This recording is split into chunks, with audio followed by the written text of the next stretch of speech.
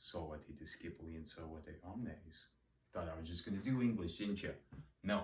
That being said, Ko-Fi me. I'm going to make this one quick. I know that I've been rambling lately. So, this is another word you utilize on a day-to-day basis, and also to understand it a little bit more, because we are humans and we are creatures of habit here.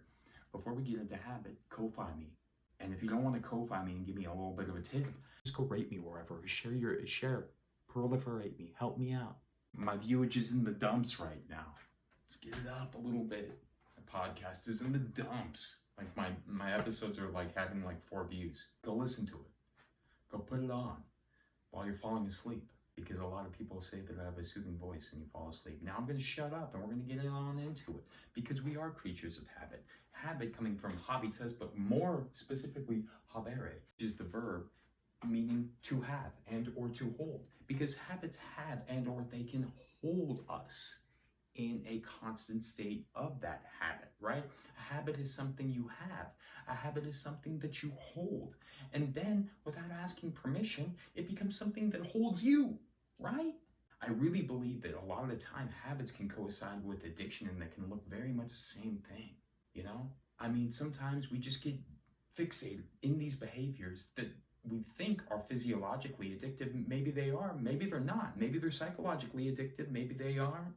Maybe they are, but they also in turn become habits that hold us to that behavior that we may be trying to relinquish, or we may be trying to, adopt in our lives.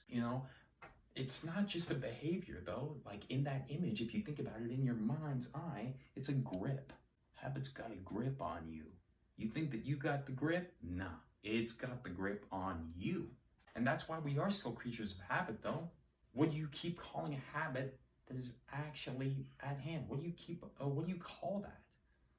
Because sometimes habits feel like comfort, but Latin's kind of telling us the truth here.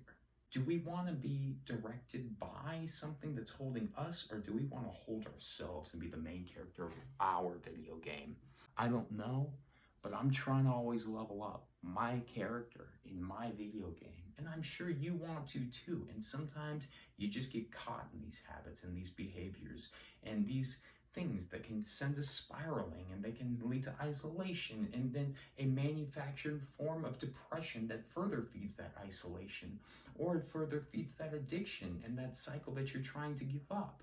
Habits are an interesting thing, especially when you think about it in the etymological sense. Now I'm done rambling, bambling, spambling, scambling, but would appreciate your support. And if you learned something new, which I hope you did, and or help to reframe something that you hadn't thought about before, because we're critically thinking about the words that we use, Ko-Fi me or rate me. And I'll catch you on the flip. Tempus est discedere.